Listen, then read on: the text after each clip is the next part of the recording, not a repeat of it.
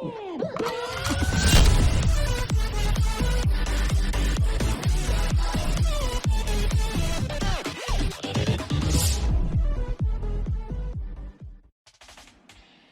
up guys, Aces High. Sorry it's been a while, man. There's just things that gets in the way sometimes of making videos called life. I'm sure all you guys can relate. Here we are, just doing a follow-up video on my Bolt B4.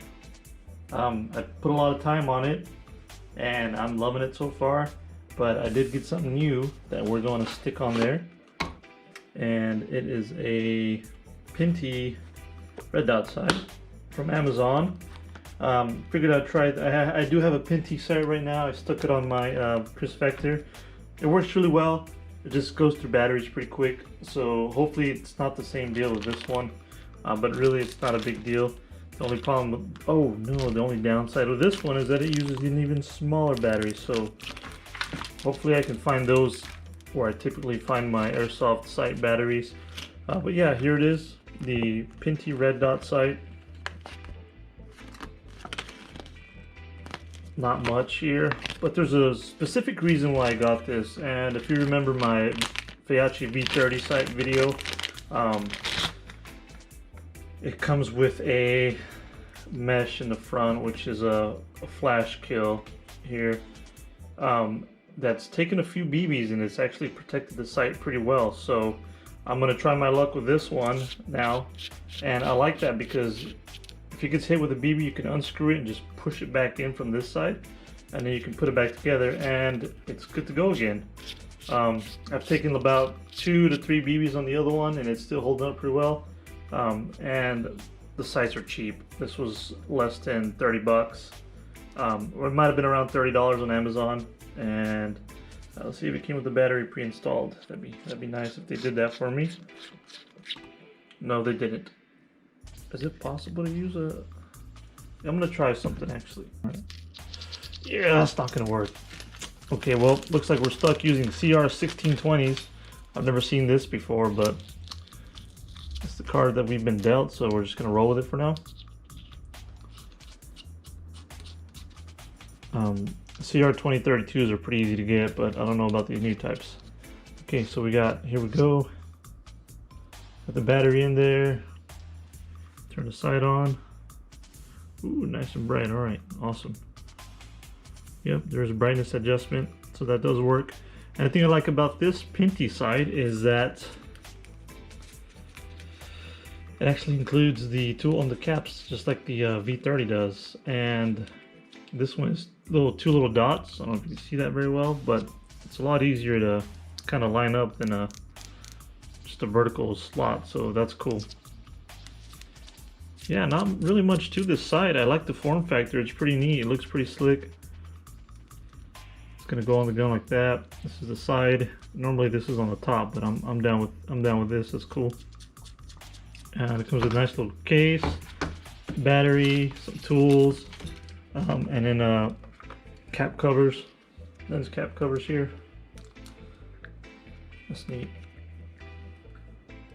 And a cleaning cloth. I like this little case. That's cool. I'll probably hide my drugs in that later. Just kidding. Don't do drugs. Drugs are bad. Yeah, so let's put it on the Bolt. Now let me show you what I got going on with my Bolt. Make sure you guys can see this. So this is the Bolt B4. I've put several hours on this gun now and it is not slowing down at all. I absolutely love it. It's so much fun to use, and it is just, it's just a blast. But this Feyachi sight up here is taking one too many BBs. It's just been bumped around a lot, so I'm going to replace that sight up here. What's happening with this is that the sight, sometimes the reticle works for the most part, but sometimes it acts goofy and only shows part of the reticle, and I have to kind of bump it like that, then it fixes itself. But I just got tired of dealing with that. Been used and abused.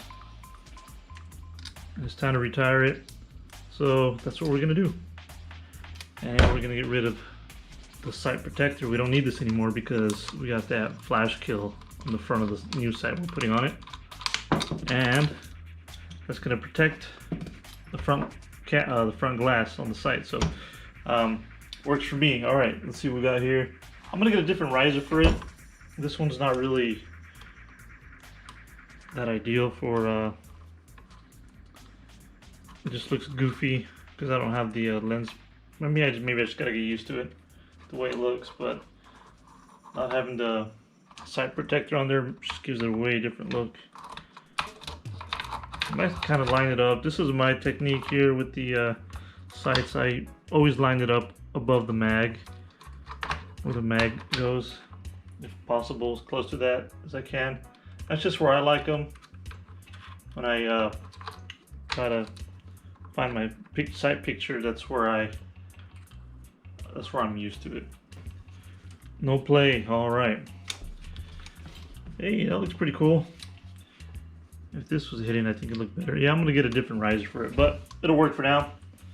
So what I did was, I did put the mach suppressor on the front, and I put the forward grip that I have on my Chris Vector. From here I can swap them back and forth and I use them pretty easily.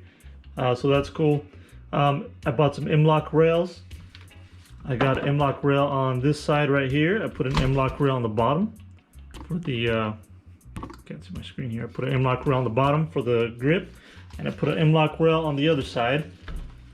I used to have this PEC box on the top, but there was no way for me to mount my scope cam. So I put a rail on this side, and now my PEC box goes here. I'm running the battery lead out of one of these M-LOK little gaps here, and then it cleans up real nice. I like it. I like it a lot. And now I can put my camera up here, and I can put my selfie cam right here. So yeah, I could not fit a battery in here at all. I tried 1100 milliamp hour 3 cells. I tried 1000 milliamp hour 3 cells, and a guy at the field even showed me that he was able to fit a 1100 or 1000 there somehow. He had it all kind of turned sideways, but it's just not worth the frustration for me to try that every single time I need to put a battery in this gun. So I just stuck with a PEG box, and I think it looks cool. It looks like a CQB weapon, which is what it's supposed to be. So that's neat. So yeah, like I said, it's been very reliable. I haven't had any faults with this at all. It's worked just like it did when I pulled it out of the box, man. Very reliable. No mechanical failures of the stock yet. I did get a QD mount, sling mount right here. So there's 2 points. There's one right here, and then there's a point back here on each side. But I prefer it to be right here. It just hangs higher on my chest when I have it around my neck. And yeah, let's go outside and have some fun with it. Show you guys what the full auto looks like. And we're gonna test out the scope cam, see how shaky that is, because I can't imagine it's gonna be very steady as the recoil of this gun is like the selling features. So it's probably gonna be kind of messy when I put a scope cam on there, but let's take it outside and see what we can do with it. All right guys, we're out here. I just got the gun sighted in with the new sight. I put the sight on there and took a couple of shots, and all it requires is a few clicks of left trim, and it was dead on at about 40 feet. So I'm going to be shooting at about 40 feet. We're going to do some just some burst fire, because the burst fire is what's really the fun part of this gun. That's how you feel the recoil. We have the scope cam on the top, so we're going to see what that looks like doing some full auto burst fire, and we'll see if we can get these targets. We have some Plinker targets from e-bike, and we have some actual soda cans, so hopefully we don't make a big mess. I'm going to shake these up real quick, and then we'll blast them.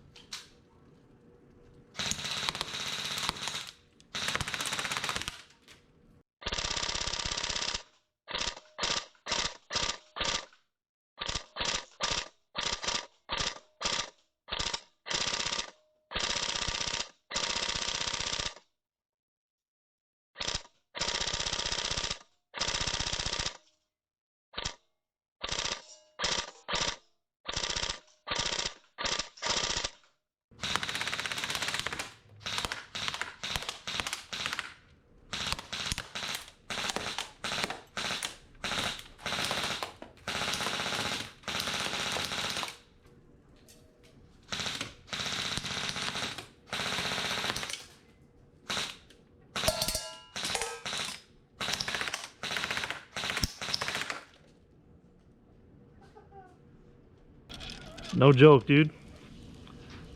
Hopefully I'm getting in the GoPro. Alright, so let's see what we can do with some single shot here. See how accurate we can be. I know we can pull the trigger and burst, but I'm going to see how many shots it takes to get all these down.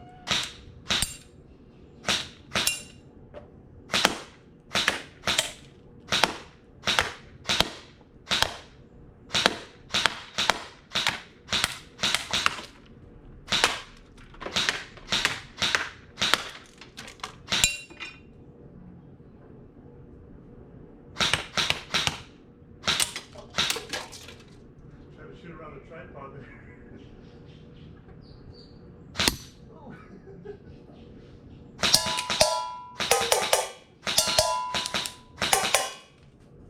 I've been using these big foam things as a backstop.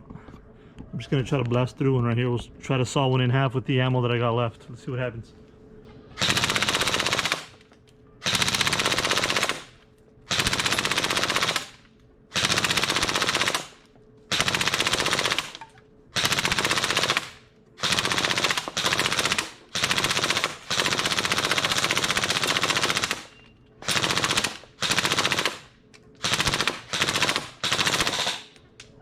I did some damage here. Oh, look at the back. Wow, all the exit wounds.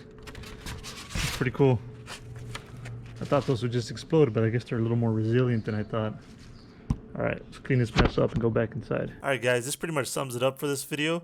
Thanks for sticking around and checking it out. So, I guess final thoughts on this gun is if you're thinking about getting it, do it. You won't regret it.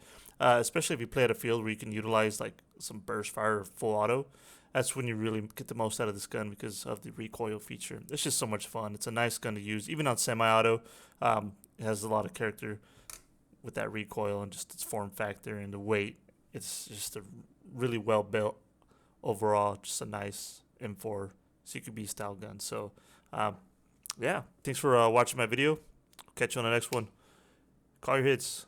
I know I don't have to tell you that, but some people never learn.